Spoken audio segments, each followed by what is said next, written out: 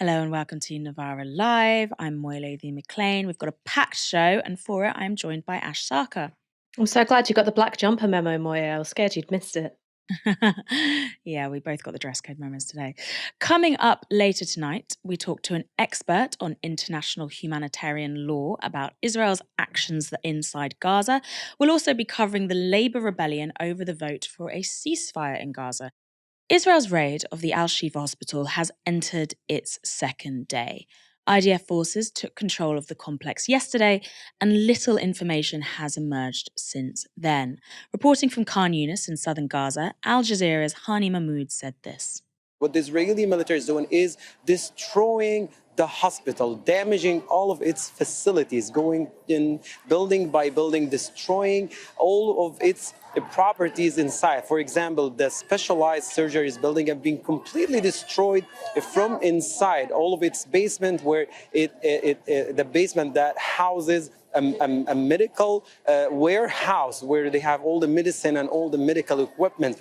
All the upper floors of that building been destroyed, including patient rooms, including beds, including all equipment. X-ray department being completely destroyed. 200 people being rounded up, interrogated, stripped of their clothes at the courtyard of the hospital and taken to unknown areas. The fate of those 200 people from evacuees and the medical team there is unknown to us and to anyone else in the hospital. If that harrowing report is true, then that is a clear assault on civilians and civilian infrastructure. So, why is this raid happening? Israel has justified its assault on the Al-Shifa hospital by claiming there is a Hamas command center underneath it. The US is backing that claim. And if there is such a control center, it would be a significant military target for the IDF. And a significant military target provides Israel legal cover against accusations of war crimes for targeting civilians sheltering inside a civilian hospital. The IDF has released evidence supposedly supporting this claim, but the veracity of it is questionable. On Wednesday, the IDF initially posted a 7-minute video showing an IDF soldier. They wanted to show off some weapons they say were found behind an MRI machine in Al-Shifa hospital. Let's take a look at part of that video now. Shalom everyone, Lieutenant Colonel Jonathan from the IDF here. I am in the Shifa hospital, as you can see from the sign behind me, and as you can clearly see from the building. We are going to do a one-shot video. One shot, no editing, of all of the evidence that we have found just now in this building of the Shifa.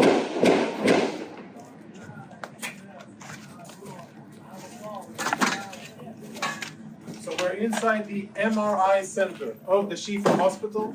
Israeli troops breached here a few hours ago, and we have cleared the area, make sure that it's safe. And a few of the most interesting things that we have found totally confirm, without any doubt, that Hamas systematically uses hospitals in their military operations in violation of international law. And what we have found, I think, is only the tip of the iceberg. Let me show you a few examples. Security cameras have been obstructed. All of the security cameras are covered, and this isn't the only one. You'll see the rest of them here. Follow me as we go in, and we will see the MRI center and see the weapons that Hamas has hidden inside. This is where patients come in order to get MRI services. We'll proceed into a more secluded area. And the lighting here is out, so we're using flashlights. We're now, as you can see, in an MRI room. I don't know when this was used the last time. But it is definitely an MRI machine. And if you follow me behind the MRI machine, I'll show you what our troops exposed just minutes ago. In military terms, this is a grab bag, grab and go of a Hamas combatant.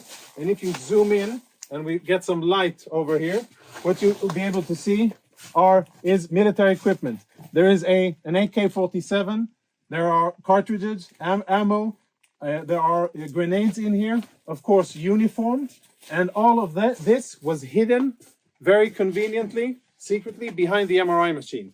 On the other side, we found a backpack with what appears to be very important intelligence, including a laptop, and we'll show you that momentarily. Let's go see the next room. Just to recap, so the IDF say there they found a grab bag for one combatant and some cameras covered in tape, as well as a bag containing a laptop. Now, we have no way of verifying these finds, and given the misinformation that's been proven to be coming out of Israel and their confusion over calendars, that's a necessity. But the original IDF post of that video had this caption. No cuts, no edits, just the undeniable truth, and then a description of the video. That post was then deleted and replaced with this one. The description remains, but the specific text, no cuts, no edits, just the undeniable truth, was removed. Interesting. Now, even if the grab bag and laptop are genuine, and they could be, it's a very long way from making Al-Shifa a control centre or legitimising the attack on the hospital as being one on a significant military target. But let's go to the next part of that video.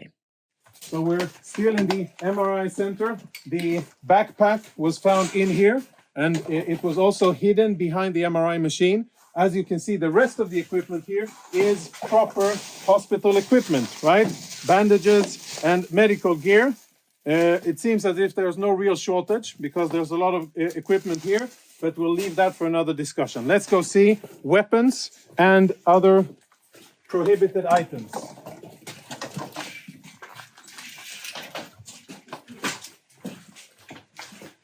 As we walk through the main corridor here, our troops did a preliminary search of the area. We tried to uncover the cameras, but all of the cameras have been obstructed. You can see there's black tape covering it. And when our troops opened this closet here, which is in the main part of the clinic, this is what they found. These weapons have absolutely no business being inside a hospital. The only reason they're here is because Hamas put them here, because they use this place, like many other hospitals and ambulances and sensitive facilities inside the Gaza Strip, for their illicit military purposes. So there's Kalashnikov rifles here, even ammunition. And let's go see the next part of what we have here. So far, we have some guns, ammunition, and a grab bag. Now, the IDF soldier is right. These things don't have any place in a hospital. But again, Israel's justification for the raid and the holding of thousands of civilians wasn't the presence of a few bits of weaponry. It was the existence of a network of tunnels and a Hamas command center. Here's the next part of that video. Another MRI machine. Another MRI machine where behind it we also found contraband, similar to what you saw in the other areas. And let's go see the last thing, which is more related to intelligence, which I think we will be able to extract quite a lot of interesting intelligence from. If you can see, follow me. Up here, on top of a spare part of the MRI department, we found another grab bag. It's empty because we emptied it and cleared it so that we could use and see it. So this is where we found it, and here are the contents of the bag. The contents of the bag are full military kit for one Hamas terrorist. A live grenade, ammunition, fighting vest with insignia, boots, and of course uniforms, and last but not least, standard AK-47. Inside the hospital, hidden in a secluded area, take a look at this door here. Blast-proof door, which is part of the clinic and part of the infrastructure of the hospital. Everything else looks like a hospital, only this part doesn't. Are you keeping count? That was a military pack, supposedly for one person. Here's the last part of that video. Last part.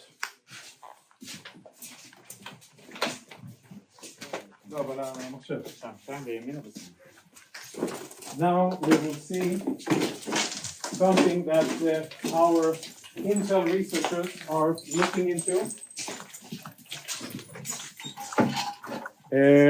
Hold on, before we go on, let's have a look at what we found inside the very same cabinet that houses medical equipment. You can see all kinds of standard military medical stuff. We found another go-to bag, this bag here. And again, we opened it up in order to make sure that it's safe to touch and show. So please don't give me any of that. You opened it up and you placed it there. This is the bag that we found, and this is the stuff that was in it. Now, there's insignia, military insignia, a knife. For those of you who read Arabic, you'll be able to understand what it says here. But it's Hamas, the military wing, Kataib al-Qassam, of course a vest with equipment, and as always, an AK-47, standard gear, grab and go, which they thought would be a good place to store inside a hospital. And the last item, which I'm sure will be very interesting to analyze, is a laptop. We found it in the MRI room. This is how the laptop looks. I don't know who it belonged to, but now it is being analyzed by our Intel people. Tactical radio communications, which we will analyze. Lots of disks, which will be analyzed. And a computer, which at first glance already provides a lot of incriminating evidence. I'd love to know exactly what that incriminating evidence is. All we're seeing there is a blurred screen. The IDF also released these photographs detailing their apparent finds within the hospital. The location of this photo is not clear, but it shows 8 automatic weapons, a handgun, ammunition magazines, and military gear. Some of these items appear to also have been shown in the video we just played to you. And this photo, taken in a room not shown in the IDF video, has a few more finds. It seems to show 6 grenades, ammunition clips, walkie-talkies, and what appears to be a box of dates. At most, this shows that someone was stashing weapons in a part of the hospital at some point in time. And if that's true, that is a misuse of that hospital under international law. But the IDF is not arbiter of international law. They're combatant in a very one-sided war. And they're detaining a large number of civilians, including 36 premature babies, sick and injured, medical staff, while they conduct a raid which might itself amount to a war crime. Of course, what we've been shown follows just a single day of occupation. Perhaps a command centre will yet turn up in what the IDF has previously described as, quote, the beating heart of Hamas's operation. Hamas, as well as multiple medics who've worked at Al-Shifa, has denied the existence of military infrastructure at the hospital. There's also no external validation of the IDF's claims, and journalists travelling into Gaza, not the Palestinian journalists already there, can only do so under IDF escort. The BBC voted a, quote, small part of Al-Shifa with the IDF, where they reported that they were not permitted to talk to any doctors or patients there. At any rate, the IDF appears to have no plans to leave the hospital anytime soon. IDF international spokesperson Richard Hecht has appeared on CNN, where he was asked what the IDF's mission in the hospital is. We're looking for specific Hamas infrastructure that we had intelligence on. But that's why we went into something very specific inside the hospital. As I said, this is going to take time. We might come out after we found what we found. And this is going to be ongoing because there might be tunnels, there might be weapon caches. This is going to be a long haul, Dana. A long haul meaning what? That they're going to be in this hospital for days, for weeks? Can you be more specific when you say long haul? I'll be waiting to see the assessment of the operation this evening, and then we'll make our assessments. If we need to be more inside the area to get what we need to get, we'll be there. We believe that the hospital, it's our interest that the hospital will be able to work and take care of the civilians that are in dire situation and need care. Today, there's fuel coming into Gaza through the Rafah crossing. It's our goal for this hospital to keep taking care of its patients. Sadly, Hamas have installed themselves and have been working from underneath the hospital. So what is the IDF doing to reach that goal? To not just protect patients, but help the patients who were in dire need of base, and the doctors who are trying to treat these patients who were in dire need of basics, fuel, medicine, all of the above. Is the IDF helping to provide that as they come into that hospital? Dana, we've been trying for weeks. Also to have people leave the hospital. We created a safe passage from the hospital for people to connect to the corridors. A lot of people left. Mm-hmm. 2 nights ago, when there was a fuel crisis, and again, Hamas have the fuel, by the way. but we came and gave canisters of fuel. Sadly, they didn't take the fuel, maybe because Hamas didn't allow them to. Today, when we went in, we took incubators, we took food, we took humanitarian assistance when our soldiers came in. We are doing everything we can. And I know it's pretty dire and hard in there, but we have to take care of Hamas. What is the end goal with regard to the hospital? I understand that your end goal with regard to Hamas is to try to find Hamas terrorists who you believe are there. And again, I just want to state, we have not yet seen evidence of that. Well, before I get to my question, can you just answer, is it your intention that the world will see the evidence that you say exists, that Hamas is operating inside and below that hospital? I don't think it's my goal. My goal is to show the world. My goal is to make sure that the Hamas infrastructure is dismantled. The situation in the hospital is now so dire that the World Health Organization is seeking a full medical evacuation from Al-Shifa. WHO official Richard Brennan told Reuters this about the conditions inside the complex. Health conditions at Al-Shifa Hospital remain critical. We do not have an update as of this morning, but we still have grave concerns for the patients and the staff in the hospital. We understand there are still 600 patients, of whom 36 of those neonates who don't have access to the incubators any longer because of the lack of fuel. We understand there are still 27 critically ill patients, around 280 staff, and between 3,000 and 4,000 displaced persons taking shelter. Of course, the military incursion over the last 24 to 36 hours complicates that medical work incredibly. We're looking at options to evacuate the hospital. Some patients have been able to leave, but my understanding is that has not been the case for probably around, again, 48 hours. So we are looking at options for medical evacuation, but there are a lot of security concerns. There are a lot of logistics constraints. Our options are rather limited. But we hope to have some better news in the next 24 hours. Ash, we've heard from medics in Gaza today that Al-Shifa Hospital, the last functioning hospital in Gaza City, is now surrounded by Israeli tanks. Are they just going to repeat this strategy that they've carried out on Al-Shifa?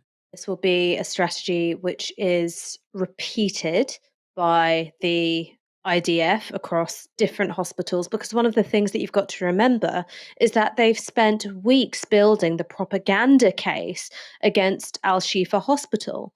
So it wasn't that long ago, just a couple of weeks ago, when Israel released this quite elaborate animation purporting to show a very elaborate system of tunnels and command centers directly underneath Al-Shifa Hospital. Now, for people who can remember the war on terror, it's not that dissimilar to the sort of mansion-like network of caves that Osama bin Laden was alleged to have been hiding in. You know, it had everything short of an Olympic-sized swimming pool and a jacuzzi.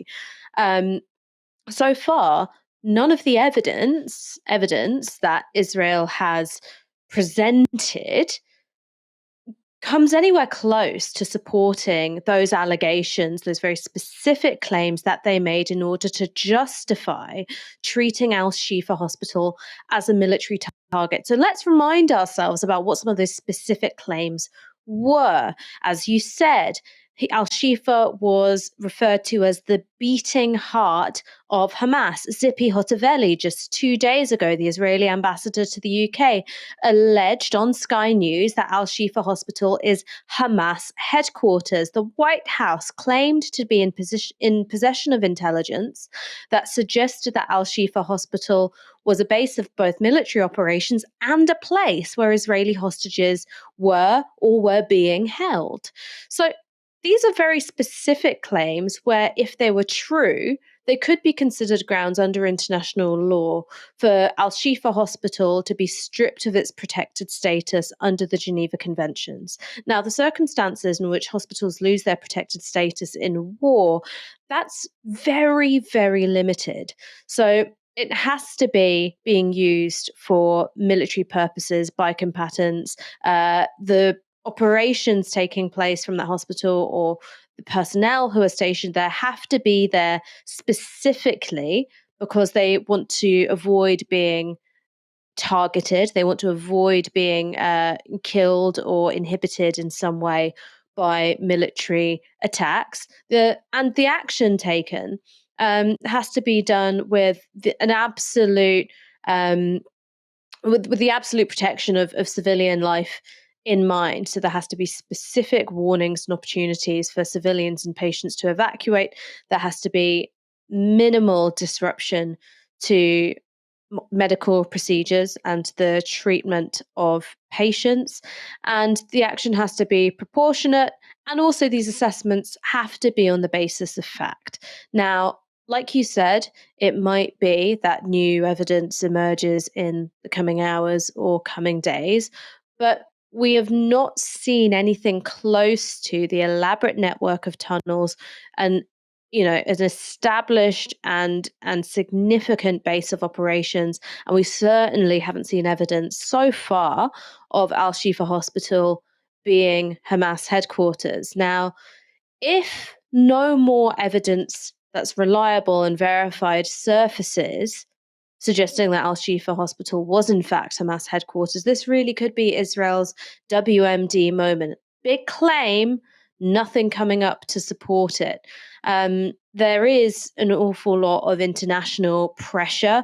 France calling for a ceasefire, Spain calling for a ceasefire, and even President Biden, who has ruled out calling for a ceasefire, has said that hospitals in Gaza should be a lot more protected than they are. So that could be a very dicey moment for Israel geopolitically in relation to its allies. So I wouldn't be surprised if this is a strategy which is simply applied to another hospital. You just keep going until you find that headquarters you're looking for stationed under an MRI machine. Last night was a real moment of moral truth for Labour MPs. It's worth noting that the Welsh Senedd managed to vote a week before for a motion in favour of a ceasefire in Gaza, and Welsh Labour government ministers abstained, but backbenchers had a free vote. Holyrood's ceasefire vote is coming up next week, but last night the SNP put forward one of two amendments to the King's speech concerning the situation in Gaza. Labour put forward the other. The Labour amendment didn't call for a ceasefire, the SNP amendment did. The result? Both were voted down by the Tory majority. But it's the divisions in Labour that are grabbing headlines today. Ahead of the vote, Labour MPs were subjected to a 3-line party whip to support the Labour amendment and abstain from voting on the SNP amendment. Any MPs in Keir Starmer's shadow cabinet who went against this would lose their position. Some did it anyway. 56 Labour MPs out of a possible 193 voted for the SNP amendment, backing an immediate ceasefire, and 4 more say they would have voted for it if they had been able to make it down to Westminster for that vote. Those 4 MPs are Tony Lloyd, Kim Johnson, Mick Whitley, and Olivia Blake. Most importantly, 8 shadow ministers and 2 parliamentary aides publicly defied the whip to vote for the SNP amendment. I'm going to read out every single one of them to you right now. Jess Phillips, Shadow Home Office Minister. Naz Shah, Shadow Minister for Crime Reduction. Asfal Khan, Shadow Minister for Export. Yasmin Qureshi, Shadow Women and Equalities Minister. Paula Barker, Shadow Minister for Devolution. Rachel Hopkins, Shadow Minister for Veterans. Sarah Owen, Shadow Minister for Local Government and Faith. Andy Slaughter, Shadow Solicitor General. Mary Foy, Private Parliamentary Secretary to Angela Rayner, and Dan Cardin, Private Parliamentary Secretary. Most high profile of those resignations is, of course, Jess Phillips. Phillips also wrote a letter to explain her decision. Here's some of what she said in that letter. This week has been one of the toughest weeks in politics since I entered Parliament. I've tried to do everything I could to make it so that this was not the outcome, but it is with a heavy heart that I will be leaving my post in the Shadow Home Office team.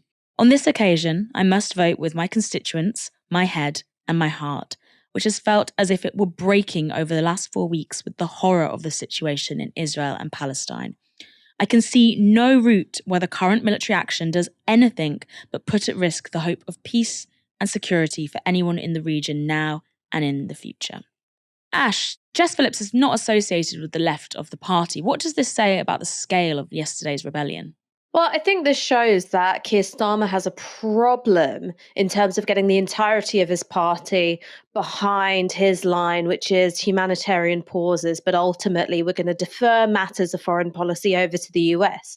Why did Jess Phillips rebel and voluntarily resign rather than abstain on a motion calling for a ceasefire? I think there are two things that you've got to bear in mind. The first is obviously Jess Phillips does have a large Muslim population in her constituency. There is a very straightforward electoral case that if you want to hold on to your seat, you don't want to piss off that community too much. And as we've seen in terms of the, huge numbers of British Muslims who are out on the protests every weekend. This is a matter which is very close to the Muslim community's heart. But I don't think that's the only thing that explains it. Rushanara Ali, who is a MP based around Bethnal Green, she has a very large Muslim population in her constituency, and yet she didn't vote in favour for a ceasefire. So large Muslim populations aren't the only thing that explain why an MP might want to rebel against the leadership line. I think that there is a genuine crisis of conscience. The Labour Party is still very much scarred by the war in Iraq. The loss of trust from many voters towards the party, a sense of very deep betrayal on the Labour benches. And Jess Phillips herself has said, look, I wasn't an MP during the vote to go to war in Iraq, but had I been, I would have rebelled against Tony Blair. So I don't think that this is something which is wildly new for her. I think that this is two things combining. One is there's an electoral case. You don't vote against the interests of having a large Muslim electorate in your constituency. But then the second thing I think is that this was a genuine matter of conscience for Jess Phillips, and that's why she resigned. Some of Jess Phillips's fellow MPs also spoke passionately about their support for a ceasefire, except when it came down to it, some didn't actually support one. This is a video from MP for Batley and Spen, Kim Ledbetter, that she posted to social media ahead of the Commons vote. I just wanted to send out a short message ahead of the vote in Parliament this evening, which sets out my position clearly.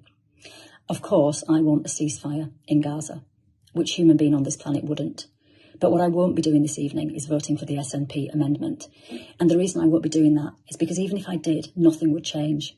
There is no quick and simple solution to the crisis in Gaza. We have to set out a framework which leads towards that much needed ceasefire. If the vote won't change anything, if it's completely meaningless, why was there a 3-line whip to vote against the SNP motion? And why don't you just vote for it anyway? How on earth does Labour's wishy-washy amendment set out any such framework towards that piece? But, I'm going to give this to Kim Ledbetter. At least she announced ahead of time that she wouldn't be voting for the SNP motion. Some Labour MPs took a third, even more bizarre, even cowardly, you might say, route. Here's Helen Hayes, Shadow Minister for Children and Early Years, speaking passionately in favour of an immediate ceasefire during the debate before that vote. We cannot look at the horror and suffering on our TV screens and conclude that the scale of destruction we are witnessing is proportionate, or that the denial of aid into Gaza is within international law. And again, we must stand in solidarity with all those affected, the injured, the families who are bereaved, and those who are so desperately worried about their loved ones in Gaza. I have heard from thousands of my constituents who have been in contact with me over the past month to share their views. Yeah. They too are completely horrified at what they are seeing, and they want to see every possible effort being made to stop the conflict. They understand that this is what is being signalled by the word ceasefire. In calling for a ceasefire, no one is suggesting that the cessation should be unilateral or that it should be without conditions. Hamas must release the hostages. In war, ceasefires do not always hold, and I think we must all be realistic about the intensity of this conflict.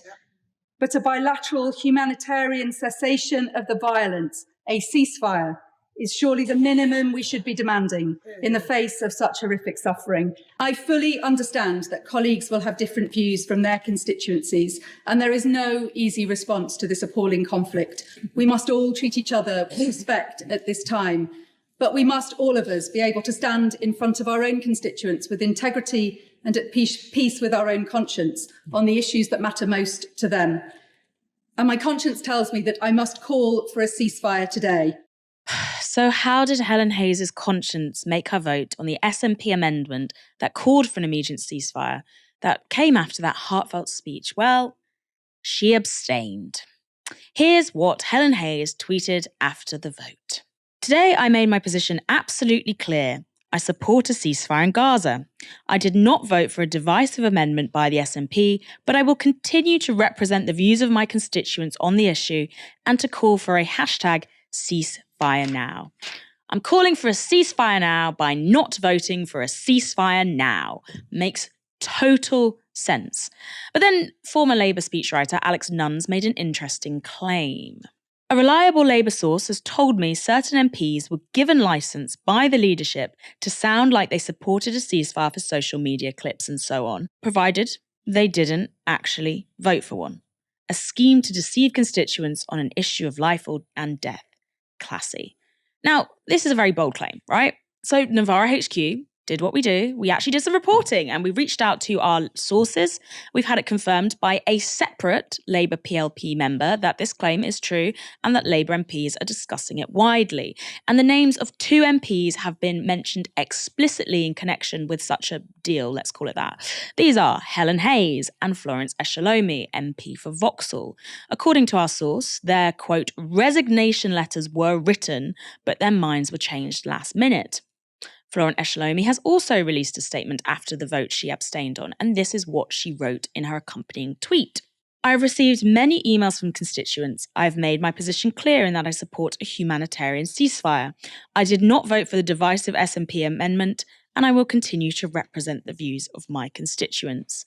Without getting too conspiratorial, both Eshalomi and Hayes use the exact same language in their message, and I'm sure there's some sort of document going around, but I made my position clear. I support a ceasefire. I did not vote for the divisive SNP amendment, and I will continue to represent the views of my constituents. Keir Starmer does not have a gun in my back. Meep morp. We've reached out to both Helen Hayes and Florence Eshalomi to ask for comment on this, but at the time of broadcast, they hadn't got back. However, someone who didn't even pretend to vote for a ceasefire or be conflicted about the decision was Shadow Health Secretary Wes Streeting. Streeting released a 4-page letter on social media that he sent to constituents explaining his choice. It's a lot of words, so I'm just going to sum up his main point, which is he thinks a ceasefire is pointless to call for because Hamas will violate it, and he's also saying it's meaningless to publicly support a ceasefire as a British opposition politician because it needs to be negotiated by international diplomats. The same argument that Starmer uses in the same breath as him saying, okay, but I'm going to be in government really soon and I need to have a good relationship as well with the G7. Now, Streeting appeared on LBC earlier today to further double down on this argument. Where I disagree with those who've, in terms of colleagues in Parliament on this question of ceasefire is, okay, you've voted for a ceasefire, you've told your constituents that you've done that and the principle that you've stood on, How's that come about when you've got Hamas saying they would repeat the 7th of October again and again? You've got the Israelis saying, we're not going to allow Hamas to do that, we're going to take them out. So where's this ceasefire coming from? It's all very well in politics to, especially when you're under pressure and you've got the emails coming in and, you know... and to vote people, for what you wish would happen. And people who are really distressed about the images, and who couldn't be? You've got to provide real solutions, and I'm afraid as politicians, you can't vote for something unless you've got a serious plan. And I think Keir Starmer understands that, and he understands that. Yes, of course, there are people in our own country who are looking at him for leadership. Our allies and our adversaries around the world are also looking at him and questioning, well, what kind of Prime Minister would we be dealing with in Keir Starmer? And I think our G7 allies are looking at Keir Starmer and thinking, yeah, this is a guy who's committed to this partnership, who will work in lockstep with us for our collective defence and security. And even, you know, partners in the Arab League who maybe aren't quite in the same place as the UK government on this question of ceasefire and on the same place as where Keir is, but will respect the position and respect the consistency. So, what we're focused on is real solutions, both to the humanitarian disaster now, but also how we stop this endless cycle of violence and bring about a state of Palestine alongside a safe and secure state of Israel. Never mind that one of the key leaders of the G7, Emmanuel Macron, has called for a ceasefire and has also said that he hopes the UK will follow suit, which they don't seem to be doing anytime soon. But do you know what? I have less disdain for Wes Streeting than I do for the likes of Helen Hayes. Sure, Streeting is using up an awful lot of words to try and intellectualise why he's a careerist who won't oppose a campaign that's killed 0.5 of the Gazan population in a month. But he outright doesn't back a ceasefire, and he's said that. However, Helen Hayes is expressing a moral position that she doesn't actually action when it comes down to it. She says she supports a ceasefire. She speaks passionately about the need for a ceasefire. But when push comes to shove, she won't actually back one. I think that there is an offensive irony in Helen Hayes saying that it's a matter of integrity. I've got to vote with I've got to go with my conscience, and then to vote against her conscience. I mean, where's the integrity in that? And you're right to say that there is something deceptive, there is something underhand and utterly lacking in integrity to adopt all of the rhetoric and the social media signaling of backing a ceasefire, and then when presented with your one parliamentary means of forcing that to be the UK's line, you abstain. I mean, it's completely indefensible from a moral or a political perspective, because if you're going to abstain on the motion, you may as well just be Wes Streeting and saying, look, I'm not going to vote for a ceasefire. These are the reasons why, blah, blah, blah, blah, blah, go Israel. That's at least got some level of honesty to it, even if I completely object to the foundation of and the content of his analysis of the situation. So it's I think that this is the worst of the Labour Party. It is a desire to appear compassionate and empathetic, a desire to recognize the suffering of others because that reflects on your own identity and your own politics. But ultimately, when push comes to shove, you're going to prioritize your own career over doing anything about those injustices. I think there's another thing to this as well that I've been discussing recently, and I really want to get your take on it. This war between morality and strategy. Stay in Labour, stay on the front bench. It's more effective for change making versus, follow your conscience, resign, quit the party, etc. Where do you sit on this, and why are the two seemingly so opposed at the moment? Well, because there is a tension between these two things, and I don't pretend to have a straightforward answer of always do this or never do that. I think it's different for different politicians. Ultimately, if you're a shadow minister for, some molecular role, I don't think it is that much of a big deal for you to resign. It's probably the more powerful thing to do in this instance to resign over calling for a ceasefire, because the actual power that you have is very little when it comes to the direction of policy, and the impact you can have with your resignation here is much, much bigger. I think that changes once you start getting to the shadow cabinet level. So once you start thinking about people who are shadowing those great offices of state or have as part of their remit something really huge. So the example I'm thinking of here is Ed Miliband. Ed Miliband, as we all know, has been across the climate brief, and there has been relentless negative briefing against him by Labour right-wingers who want to water down Keir Starmer's commitment to things like a Green New Deal, funding decarbonisation even further than it already has been watered down. Now, I'm not trying to say, well, climate versus Palestine, climate's obviously more important, but there is actually a strategic consideration here, which is, would you want the one person who's really pushing for big state spending over climate change to do exactly what the Labour right want and resign over calling for a ceasefire? That's a genuine strategic consideration. For me, the answer there is no. But like I said, that's different from people whose briefs are that bit smaller, and I think they can have greater impact with a resignation.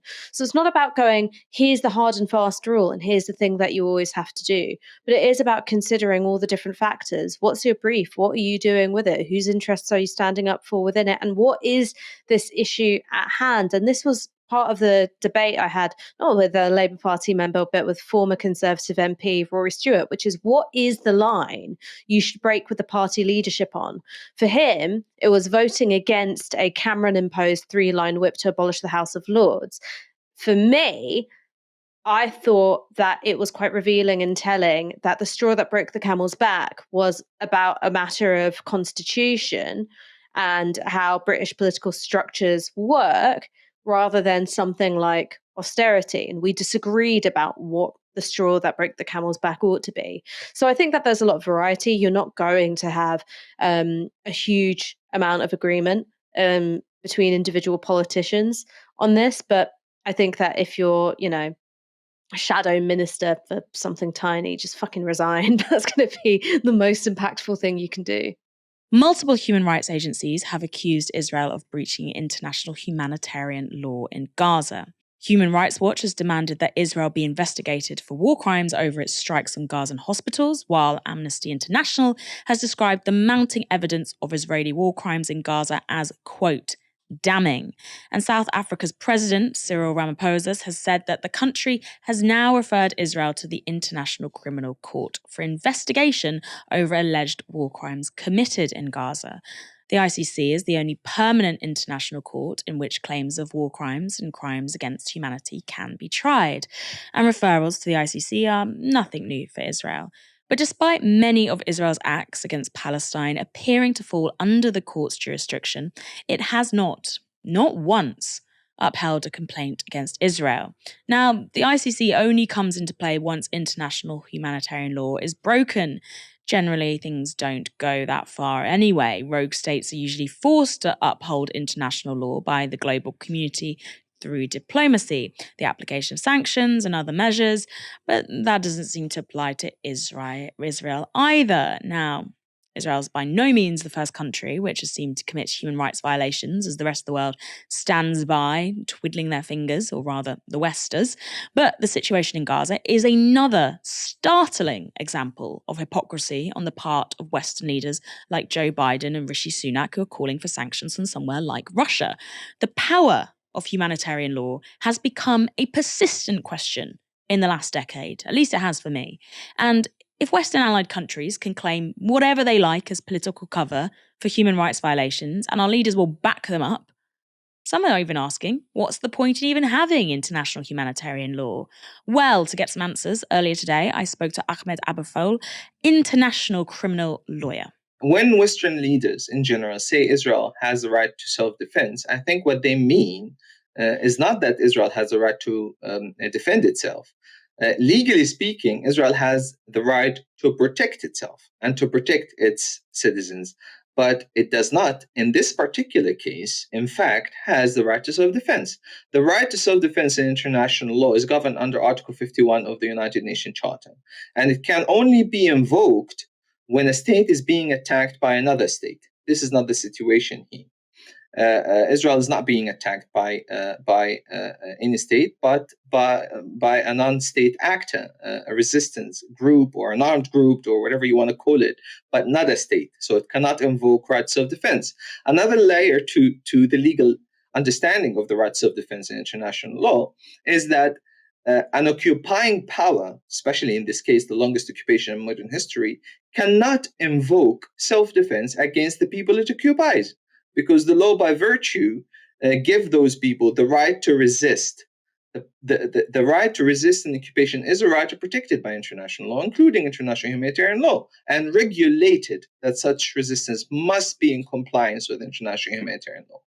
But Israel does not have the right to self-defense in this case, because it has positioned itself as the aggressor by perpetuating the longest occupation in modern history. This is not only my analysis. As a matter of fact, we have already the International Court of Justice, the UN court, saying that in the situation in Palestine. This was in the advisory opinion in 2004. The court spoke about self-defense because Israel invoked self-defense, saying that it built the separation wall, the apartheid wall, in order to protect itself. And this was in self-defense.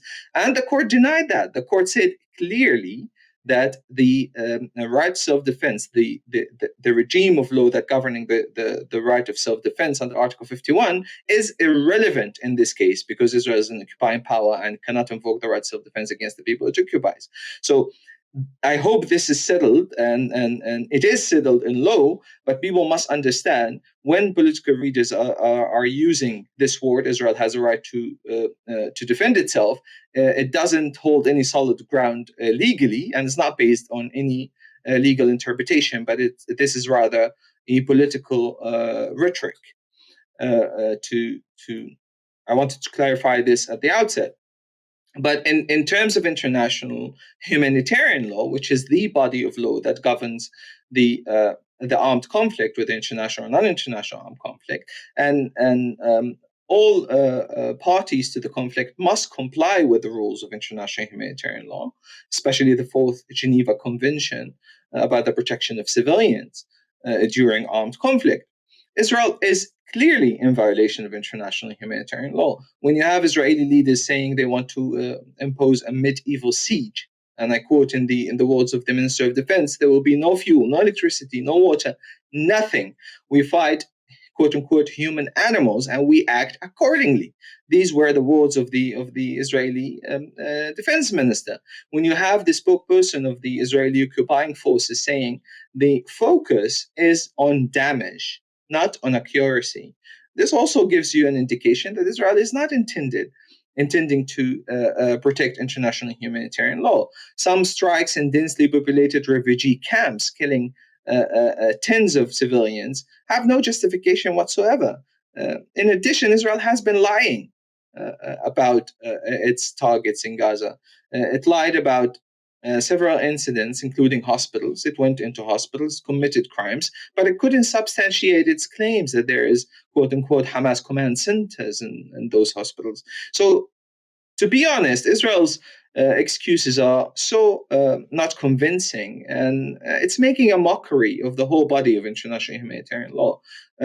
So those who are believing and buying into Israeli propaganda, they're also making a mockery of international law. And personally, I don't really think that Israel's allies do really believe Israel, because I do believe they have their own intelligence, they have their own legal advisors who can tell them that Israel is violating international law. And I think this is not a conclusion that they just arrived to yesterday or the day before. This is something they know from day one of the war. This is something they should have known for the past decades.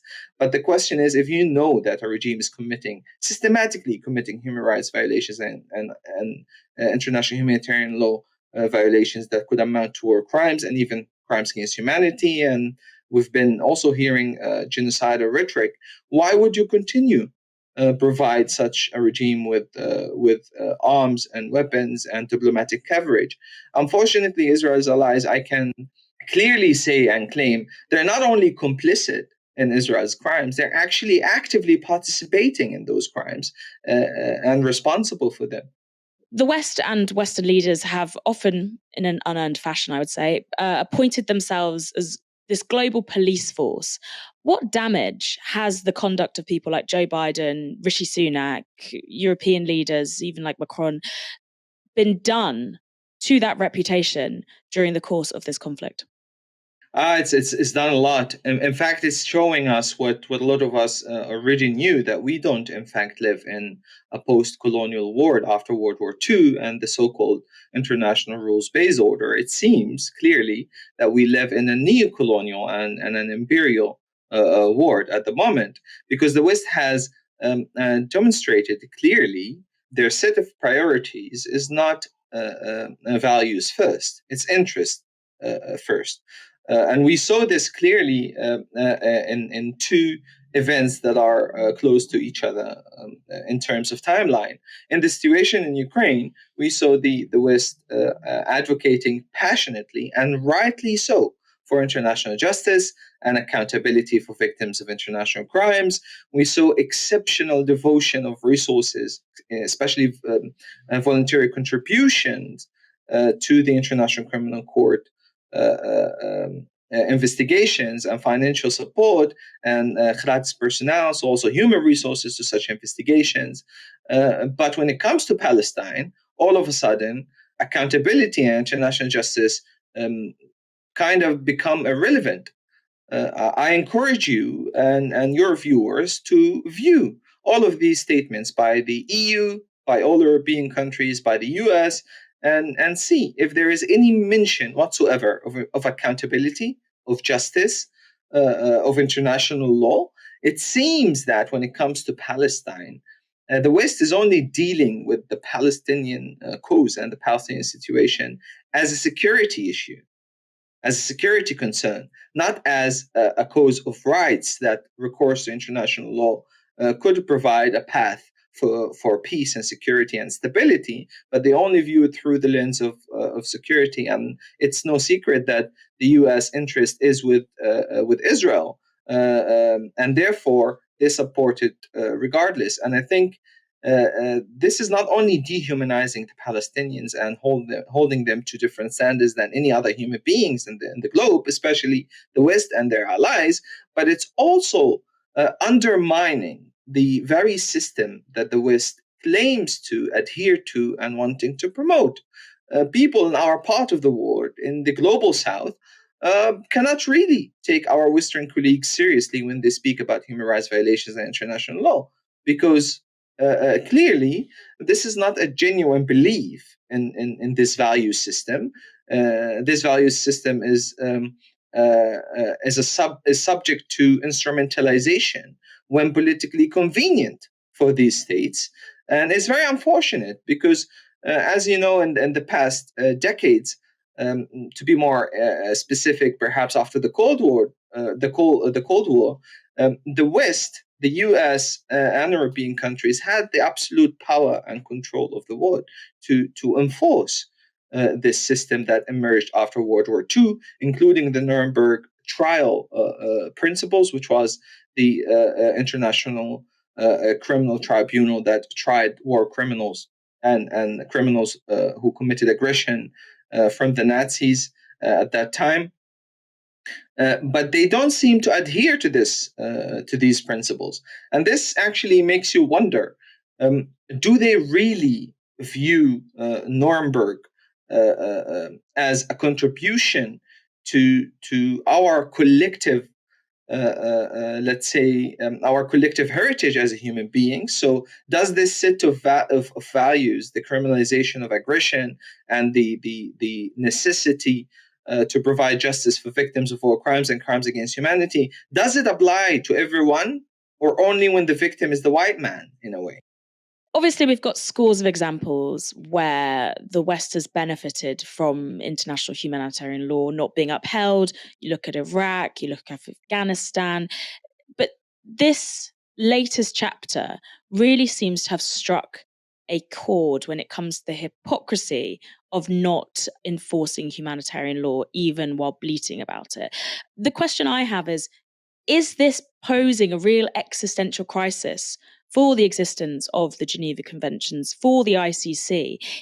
Is this going to lead to a shift in power when it comes to who is the arbiter of humanitarian law? And will we need to redraft a load of legislation for a post-war consensus again?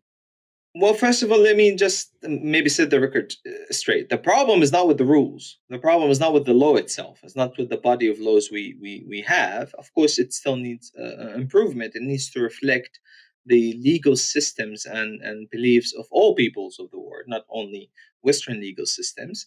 But what's at stake at the moment is the credibility of the West in enforcing these laws, but also the credibility of certain institutions like the ICC.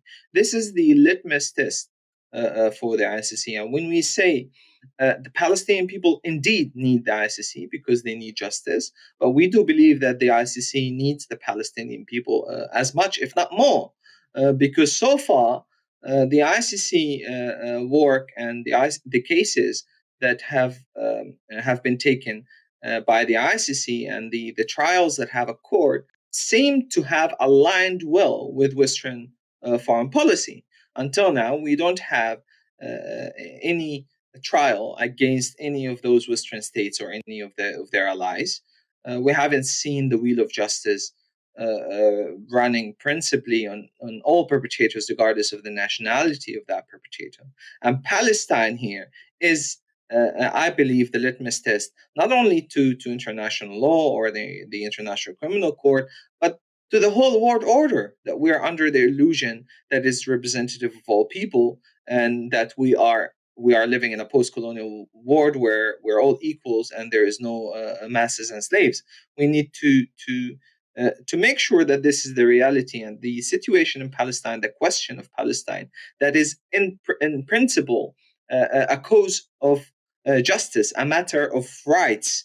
The natural thing would be is to recourse to international law and international courts, as any civilized nation would do. It's quite astonishing when you see the West not even uttering the words of international justice or accountability when it's coming to the situation in Palestine. So yes, indeed, it's undermining the credibility of Western states, the credibility of all of those liberal democracies that claim that they abide by international law, while they continue to send arms and weapons to a regime that is committing crimes on a daily basis. And they know that that regime is committing crimes. They're being complicit in these crimes. So I think there is an overarching effect, not only when it comes to, not only on Palestine and the Palestinians themselves, but also on all these liberal democracies that claim to abide by international law, and now seem to put it aside when it's politically inconvenient. Thank you everyone so much for watching this evening. Remember, you can tune in tomorrow night at 6 p.m. to get another installation of Novara Live. But for now, you have been watching Novara Media. Good night.